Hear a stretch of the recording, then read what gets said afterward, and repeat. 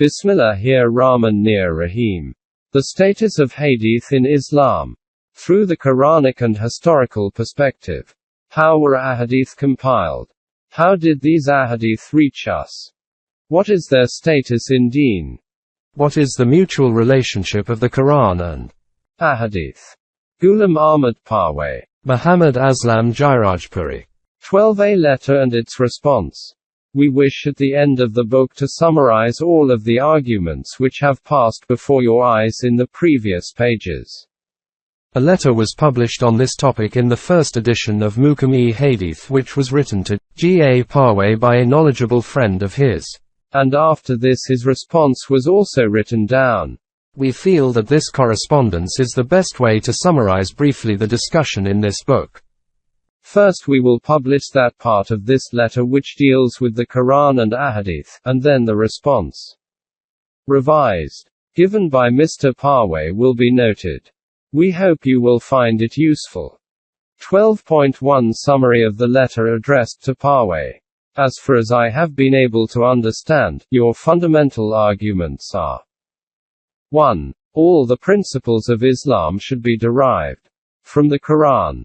2. No verse, ayat, of the Quran can be declared as being cancelled. 3. The 6 books of Ahadith have many concocted Ahadith. Therefore, on the whole, as a collective form, Ahadith and attributions cannot be trusted and cannot be utilized in drafting the principles of Deen. 4. Those Ahadith which are in line with the Quran can be considered as authentic, but those which are against the Quran are with a surety concocted.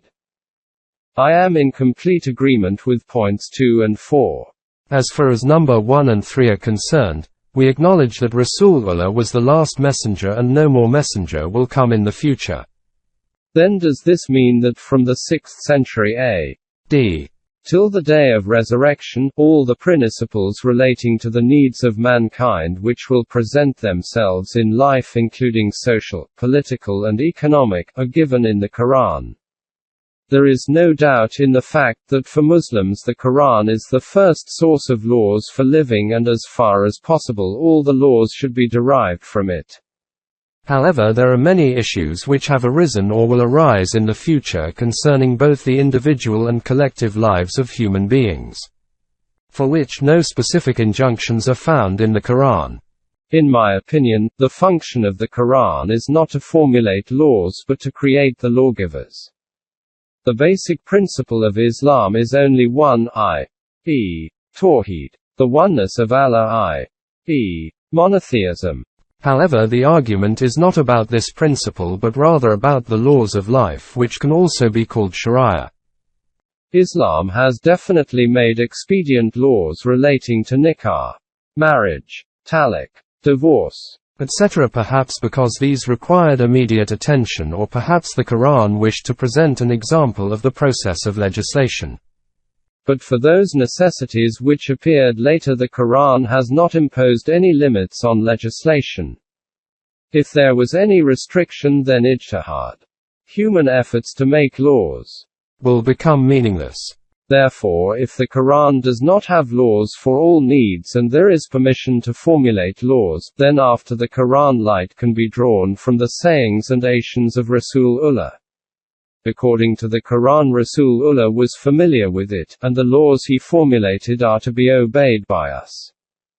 Because the meaning which he derived from the Quran is the correct one, and the meanings which you and I are taking against this meaning is wrong.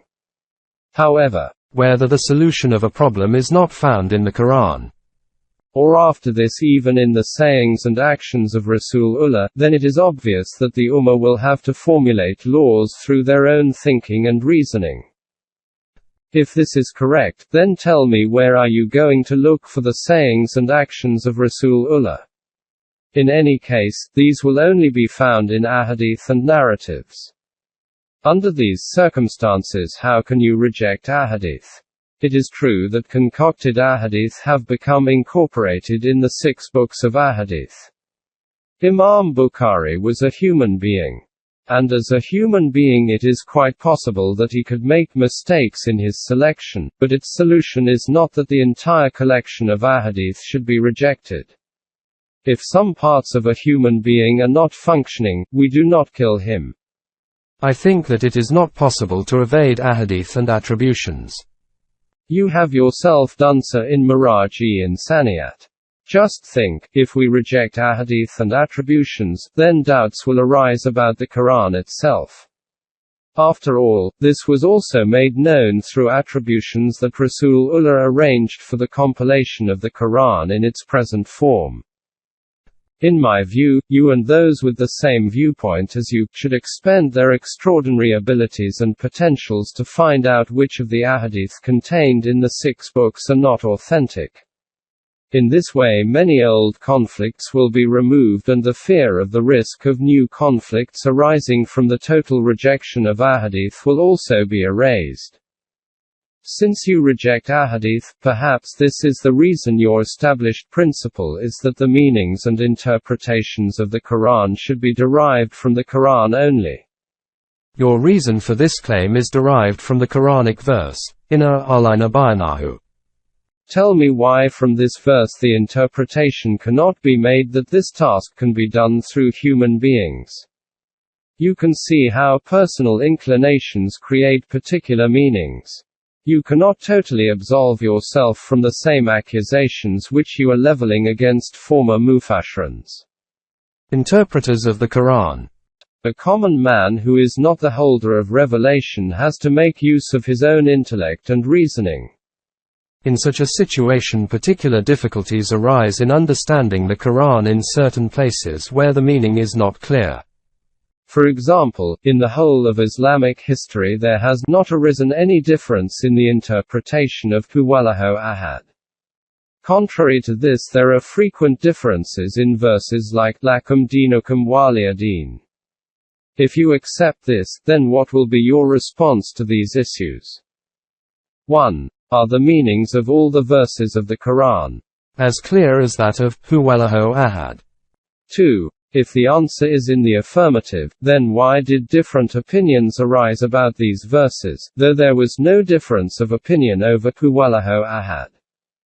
3. If the answer to number 1 is no, then is there an allowance for an honest difference of opinion or not, i.e., is it possible to deduce alternative meanings from the Quran or not, even if this possibility is merely academic?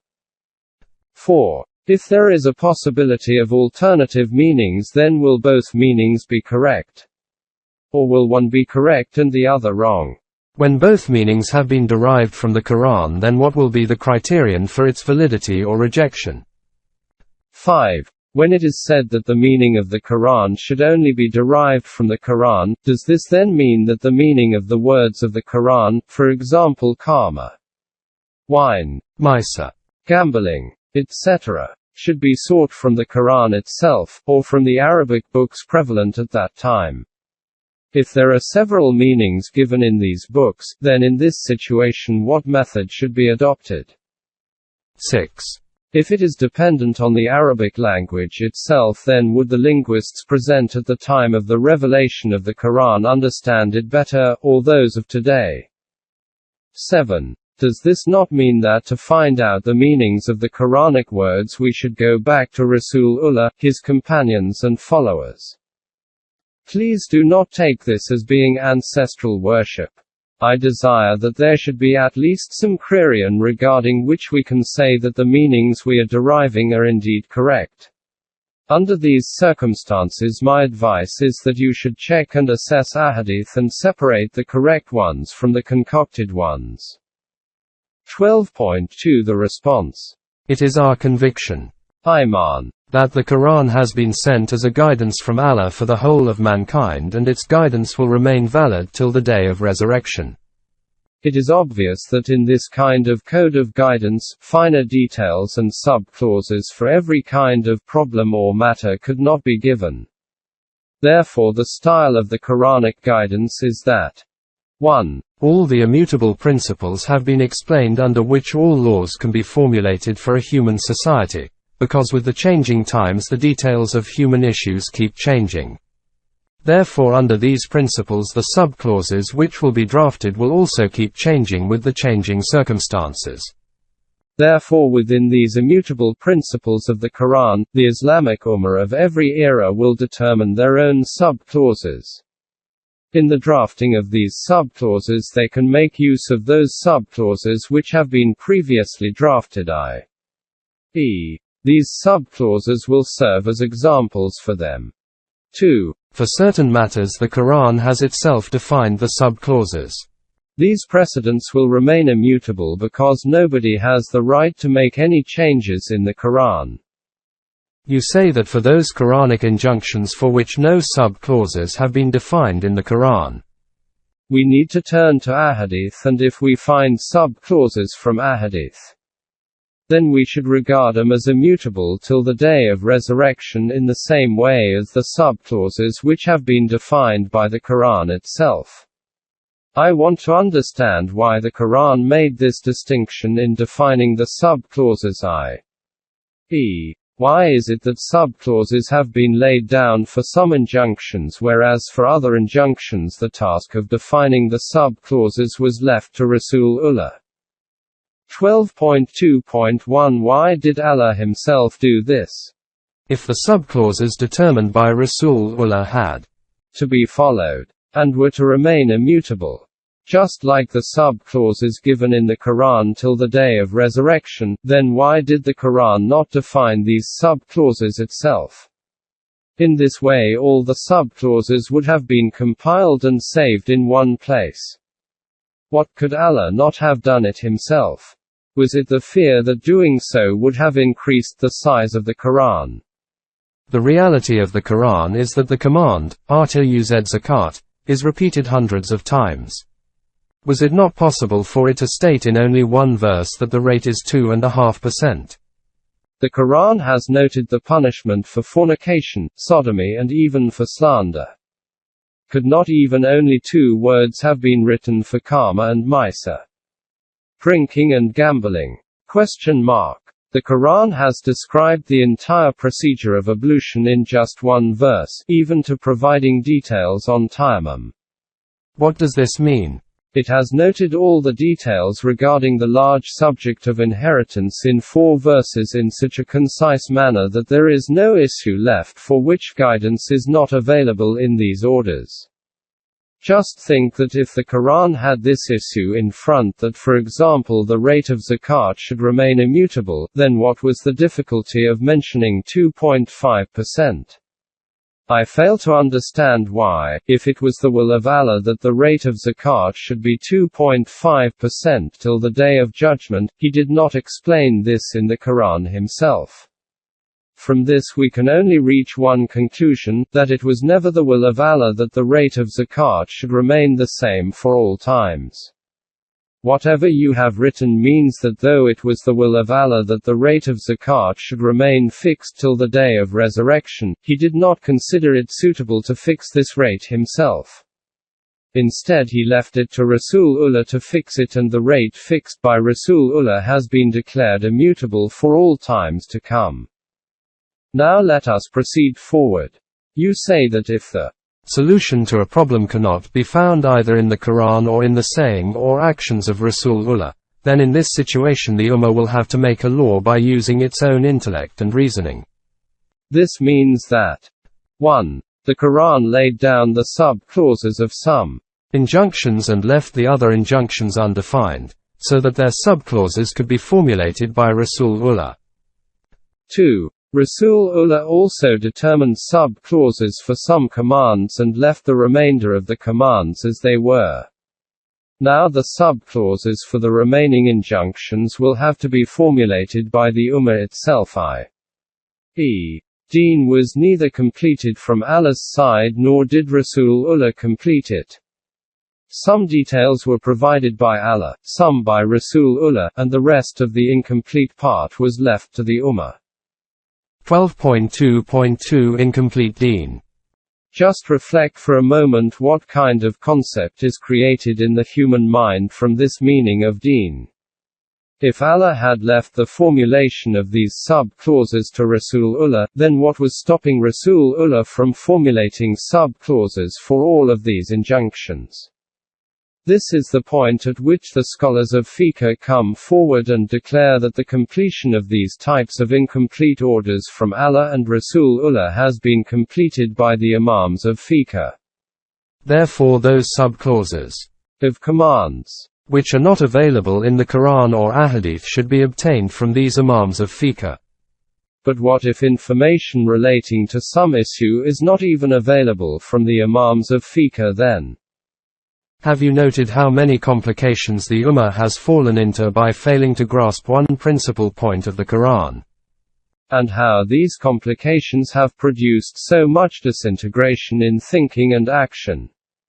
This issue comprised only this much, that the details of those injunctions whose details were not defined by Allah Himself, were deliberately not formulated. And these were not defined because He did not wish to fix these sub-clauses for all times. He wished that under these injunctions ever new sub-clauses should be continually worked out according to the requirements of the changing times. Otherwise, had it been the will of Allah that these sub-clauses should also be immutable, then in the same way that He determined the sub-clauses of some of the other injunctions, it would not have been difficult for Him to have determined the sub-clauses of these injunctions as well. 12.2.3 Where should the Ummah search? When you state that the sub-clauses devised by Rasulullah are to be obeyed till the day of resurrection, then where should these sub-clauses be sought? This is the very question which I want to put to you. You say that these sub-clauses will be found in the current available compilations of Ahadith. But together with this you also say that in the current available compilations of Ahadith there are correct Ahadith and false ones. Just think as to what this means. Allah left the task of determining the sub-clauses to Rasulullah and, according to you, He did not determine all the sub-clauses, and of those sub-clauses which were determined, they were not preserved as the Quran was preserved and given to the Ummah. Now tell me, where should the Ummah search for those sub-clauses which were supposed to be obeyed till the day of resurrection? Just think, is this the state of a complete code of laws that it should be given the status of being compulsory till the day of resurrection, yet no authentic compilation is arranged? I wish to comprehend that if the sub-clauses determined by Rasulullah had to be obeyed and to remain unalterable till the day of resurrection, then was it not the responsibility of Rasulullah to have an authentic compilation of his devised sub-clauses passed on to the Ummah as well, in the same way that he had the Quran written down and memorized by heart, as an authentic compilation and passed on to the Ummah? Please reflect as to what impression is formed about Rasulullah himself according to this belief. According to the Quran, the responsibility to pass on the details of Deen to the Ummah is the primary responsibility of the Messenger. Is it right to adopt this method for such a big part of Deen that no authentic compilation is passed to the Ummah? How can this be called completing the duty of delivering Deen? According to Ahadith, they do not even define one form of namaz. Saying prayers. Different sects of Muslims carry out namaz differently, and each sect declares its form of namaz to be the one devised by Rasulullah. Can it be possible that from the Ahadith such a form of namaz can be defined which all the sects can truly agree on as being the one established by Rasulullah? You declare these sub-clauses attributed to Rasulullah as having to be obeyed and remaining unalterable till the day of resurrection. And you also say regarding them that they are present within the existing compilations of Ahadith. And regarding these compilations you state that false Ahadith also exist in them, and that their compilers, e.g. Bukhari, were human, and as human beings it was possible for them to make mistakes. 12.2.4 A new proposal. The solution proposed for this difficulty is that Parwez and his companions should look through these compilations and separate the correct ahadith from the false ones. I wish to understand this, that Imam Bukhari was a human being, and being one it was possible for him to make errors in judgment. And do you consider that Parwez and his companions are not human and that there will be no possibility of their making errors in their selection? I ask you, what authority did Imam Bukhari have on the basis of which he could claim that this is that order of Rasulullah whose obedience is compulsory for the Ummah till the day of resurrection? And today, what authority does Parwez or another human being have on the basis of which he could make such a claim? By accepting obedience to these ahadith, and declaring that scholars should compile a correct collection of ahadith, indirectly amounts to saying that Rasulullah, Allah forbid, omitted to give the Ummah a compilation of his sayings which he should have done but failed to do, and that this should now be done by scholars of the Ummah. My dear brother, I consider the status of Rasulullah to be far higher than this. That such a thought should even occur to me that he should have performed a duty in the propagation of deen which he did not do, and instead Imam Bukhari tried to fulfill this deficiency through his own incomplete efforts. And whatever even he failed to do, an individual or a group of individuals should try to accomplish. At least I do not dare to even to imagine such a thing. My soul shudders with this thought and my heart trembles at this idea. My iman is that if Rasulullah considered that the sub-clauses devised by him were supposed to endure till the day of resurrection, i.e. to remain unalterable, then it would not have been at all difficult for him to draft a compilation of these sayings and give it to the Ummah. Making deen dependent on the efforts of individuals is a great charge against Allah who revealed deen and Rasulullah who conveyed deen. Therefore I think that 1. The sub-clauses which Allah himself did not devise, means that this was the will of Allah, that these should keep changing according to the requirements of each era. 2. Regarding the sub-clauses which Rasulullah defined, it was not Rasulullah's wish that these remain unalterable till the day of resurrection. This is why he did not compile and hand these over to the Ummah, in fact, he even forbade the writing and compiling of these. In the light of these explanations you can envision that the question of acceptance or rejection of ahadith which is in your mind does not even arise. Suppose that even if a selected collection of ahadith was put together from the existing compilations, how could it be said about it that these ahadith are definitely the orders of Rasulullah and therefore all Muslims should obey these? Whereas obedience to those ahadith which we have declared false should be given up. Just think, what do we call deen? For example, just consider that deen ordains that a certain relative of a deceased person should get this much of his inheritance. Now if someone does not distribute the inheritance according to this, then according to our iman, he commits disobedience of Allah and he is liable to punishment. Is it not essential that in such an important matter we should know for certain what the command of deen is in this matter? 12.2.5 Deen depends on certitude. Conviction with surety provides the basis of deen. Tell me, do you have any means by which you can say with surety that such and such a saying was in fact stated by Rasulullah in this way? The most you can say about the type of compilation of ahadith which you wish to be arranged, would be that our guess is that Rasulullah would have said such and such. Now tell me, how could your or my guess be binding on billions of people across the world? Moreover, no compilation of ahadith can become deen, though they are the outcome of the scholarly efforts of our forefathers, and we are the inheritors of this material. Through these scholarly endeavors we can gain information about that era. I have neither ever denied this utilitarian status of ahadith nor can it be rejected. How much benefit I have gained from this asset, you have noted yourself in reference to my book titled Miraj-e-Insaniyat. Before moving on to the next point, I wish to once again make clear that I wish to know this. 1.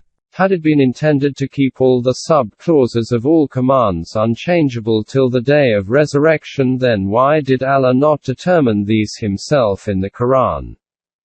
2. If it was the intention of Rasulullah that all the sub-clauses devised by him were to remain compulsory till the day of resurrection, then why did he not give an authentic compilation of these details to the Ummah in the same way that the Quran was given? Then the question remains that if Ahadith are not accepted, then doubts will arise about the Quran itself also. Regarding this, a detailed article has been published in reply to someone's query in the September 1950 issue of Tolu-e-Islam. I hope that this will satisfy your query. The concept created about the Quran through Ahadith themselves has been discussed earlier.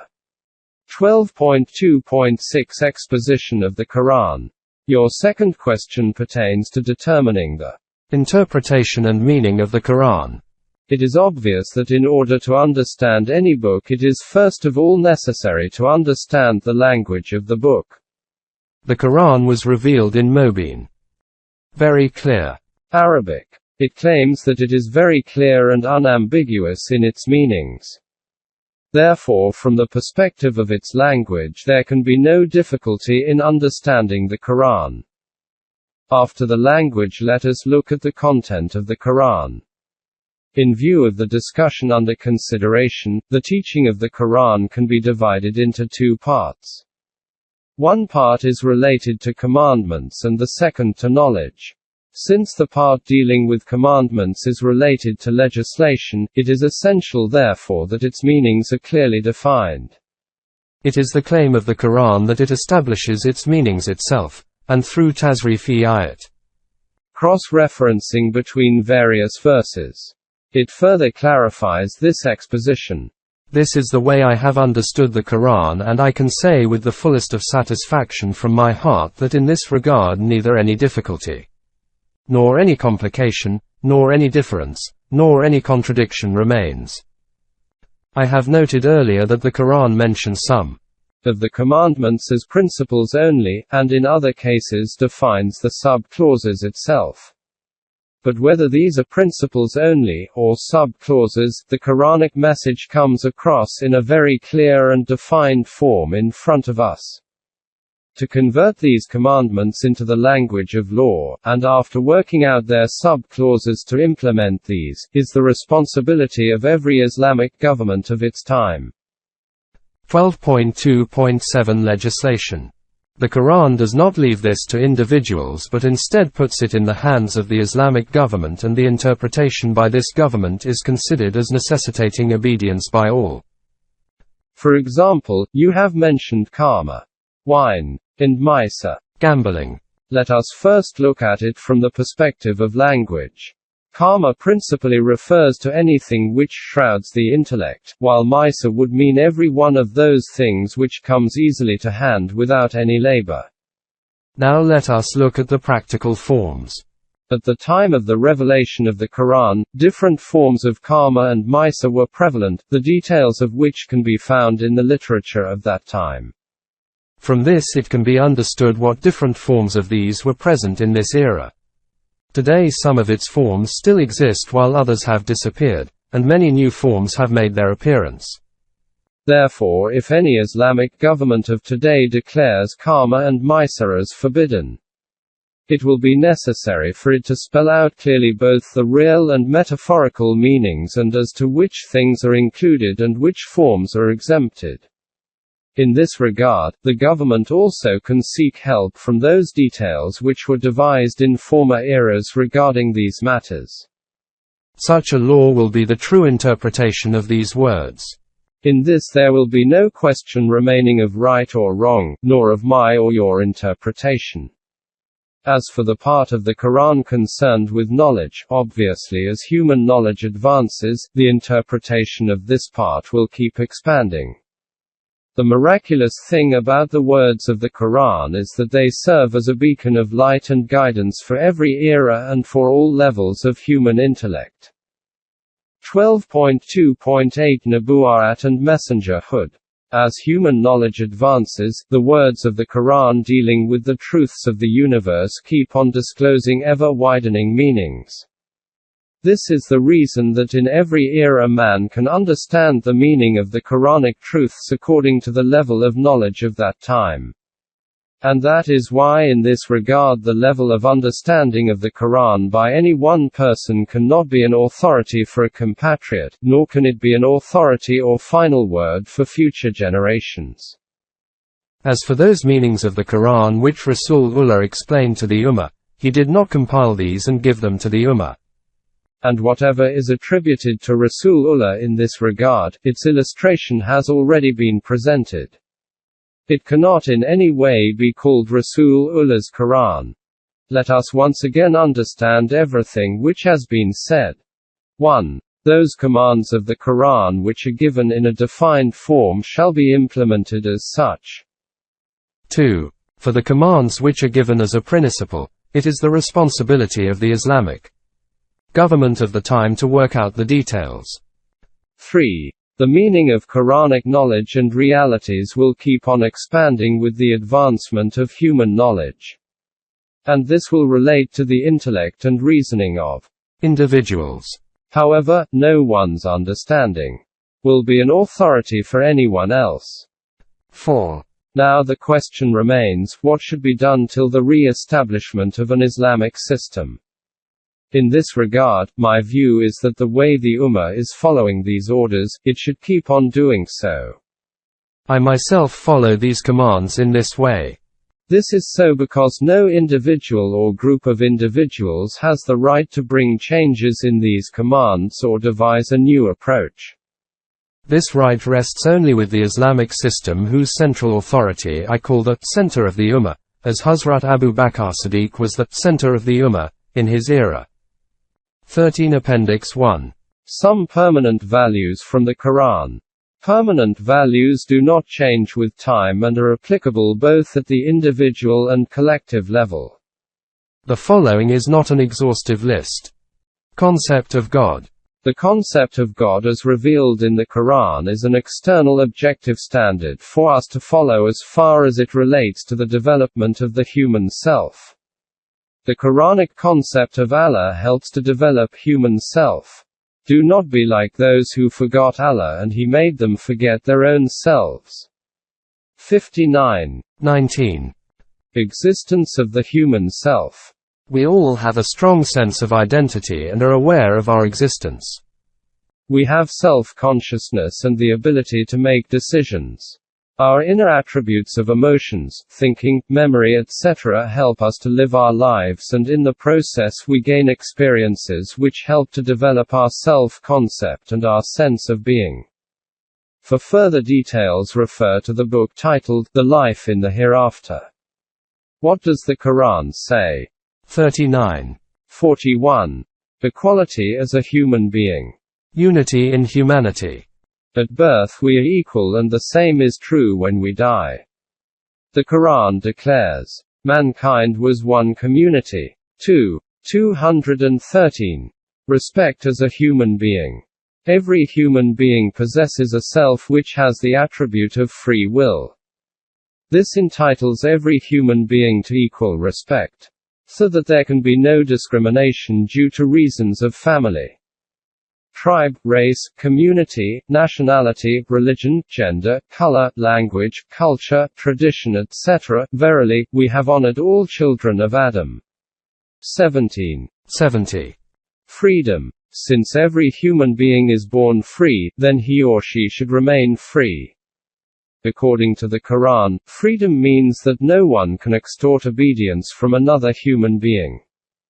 Only the Quranic values should be followed, as it is only by operating within the confines of these values that the self can develop. 3. 78. 5. 44. 10. 15. 82. 19. Freedom to choose. No compulsion. Responsibility for the act of a human being is determined by his own volition and intent. It is our choices in life which define us. The Quran invites us to use the power of our intellect and reasoning in order to acquire evidence to then make informed decisions. Those who, when they are reminded with the signs of their Lord, droop not down at them as if they were deaf and blind. 25:73. The Quran states there is no compulsion in deen. 256. Righteousness as a criterion. The level of development of the self and individual conduct should be the criterion for higher responsibility within a society. The Quran declares, "The noblest of you in the sight of Allah is the best in righteousness." 49:13. Tolerance. Freedom to choose means that we need to be tolerant and accept the choices made by others in their lives. The Quran asks us to understand this at a fundamental level, i.e., by being in possession of a self with freedom to choose, we need to recognize that this state exists in others and accept it. 22:40. 256. Accountability. The law of requital. Human beings possess free will, emotions, and the ability to think about thinking, and memory. Our thinking and decisions leave an impact on our self, i.e., they change our personality and the way we think and act. The Quran declares that every cause has an effect in human daily living. This is called the law of requital. The purpose of human creation is that none of our deeds remains unaccountable and that none of us is dealt with unjustly. 45:21. Responsibility cannot be shared at the level of the self. At an individual level, each one of us is a complete unit, therefore none can share our responsibility at this level. The Quran asks us to follow this value in our interactions as well. 53:38. Free will. It is up to us as individuals to use this value by exercising our freedom to choose. However, our choices have consequences and we are accountable for these. The Quran tells us that this is your world and you can live your life as you wish.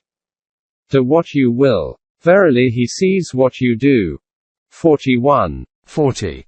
Due to the presence of free will, we as human beings do not have internal guidance. The Quran presents itself as an option to us to be studied using our intellect and reasoning and then accept it if we wish. Warning, admonition. We need to warn each other about the consequences of what we think, say and do in our lives. The Quran asks us to think of the consequences of every action we take in our lives, both in the short term and the long term. The Quran calls its message a warning to mankind, to be accepted or rejected as we choose and then to live with the consequences of these choices. That it gives warning to any who are alive. 36:77. 51. The Quran asks us to keep reminding each other about the purpose of life. 103. 1-3. Justice. When dispensing justice, no distinction is allowed between friend and foe, us and others. And let not the dislike of a people incite you not to act equitably. Be just. That is nearer to being righteous. 5-8. See also 283. 135. 105. 135. The changing of Allah's laws is declared to be injustice by the Quran. 50. 29. Good deeds replace the effects of bad deeds. The Quran declares, "For those things that are good remove those that are bad." 11. 114. Repel bad with that which is good. 23. 96. What is good for mankind remains on earth, while that which is for the good of mankind remains on the earth. Single quote opening parenthesis. 13. 17. The Quran refers to both perceptual and conceptual knowledge and asks mankind to explore both the visible and the invisible worlds to understand the truth and the purpose behind human creation. Taught man that which he knew not. 96. 5. He taught Adam the ability to characterize. 2:31. Science. The Quran asks us to make efforts to discover both the physical and the psychic worlds and bring them into use for the good of mankind at large. And he has made subservient to you whatsoever is in the heavens and whatsoever is in the earth, all from himself. 45. 13. Aesthetic sense. As human beings we have an aesthetic sense, an appreciation for beauty. The Quran acknowledges and respects this and considers it as a necessary element in the growth and development of human personality. Say, who has forbidden the adornment of Allah, which he has brought forth for his servants and the good things of his providing. 7. 32. However, the pursuit of the aesthetic sense should be within the confines of the permanent values. History as a model. The Quran asks mankind to study history and the rise and fall of civilizations with a view to learn lessons. This helps us to study the permanent values and see that violations of these values leads to wars and conflicts and a waste of valuable human time. Do they not travel through the earth and see what was the end of those before them? They were more numerous than these and superior in strength and in the traces they have left in the land. Yet all that they accomplished was of no profit to them. 40. 82. 10. 39.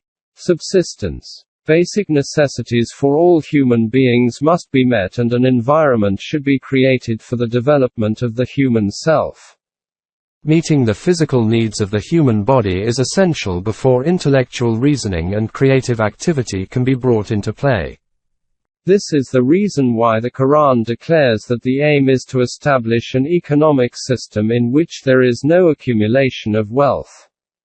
And they ask you as to what they should give for the benefit of others. Say, whatever is surplus to your requirements. 2. 219. Reward is for the work and not the capital. This value defines the economic system proposed by the Quran. Life is a journey and not a destination. The capital must remain in continuous flow and must not be accumulated. Reward for work must meet the necessities of life. 53. 39. 59. 7. Patience and perseverance. Since the self takes time to develop, as it has to gain knowledge and overcome the challenges of life, it therefore needs time to build up its inner conviction and strength. It needs guidance as an external criterion to signpost its progress towards its development. Follow the revelation. And be patient and constant. 10. 109. An analogy is a seed which needs to be nurtured to grow to its full potential. No restriction on human movement. The world is available for each one of us and is open for the use of anyone within the remit of the permanent values. No human being owns this world. The fact that with death we leave it all behind proves this. The world is loaned to human beings to use for a short time only. The Quran declares, and brought forth therewith fruits for your sustenance. Then set not up rivals unto Allah knowingly. 2. 22. 29. 56. 39. 10.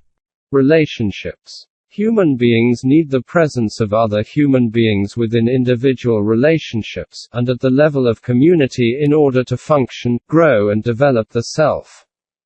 Mankind was but one nation, but it differed. 10. 19. Marriage.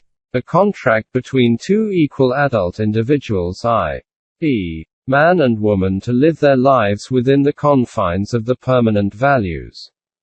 2. 221.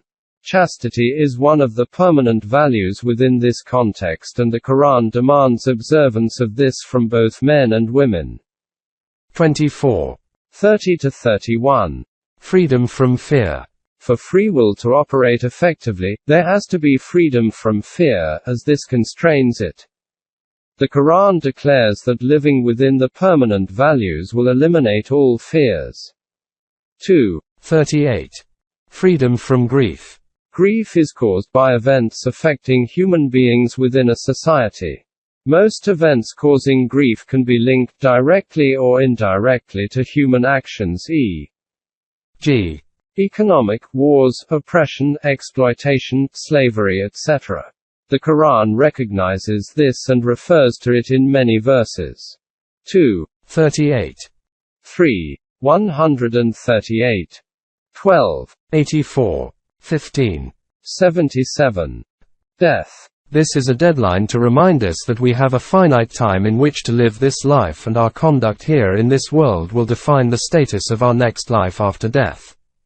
Considering the event of death at the level of the self, the Quran declares, "Every self shall have the taste of death." 29. 57. Hereafter, the life of the emerged human self continues beyond death. The emerged human self is one that has reached a minimum threshold as per the Quran, when on balance the effects of good deeds exceed those of the deeds which have negative effects. Let every self look to what he has sent forth for tomorrow. 59. 18. Then shall each self know what it has sent forward and what it left behind. 82. 5. Enjoin what is good and forbid what is evil. The Quran has repeatedly directed us to keep doing this in order to remind people about their conduct. This is part of righteousness which the mu'mineen are expected to display through their conduct. 3. 104. 3. 110. 3. 114. 31. 17.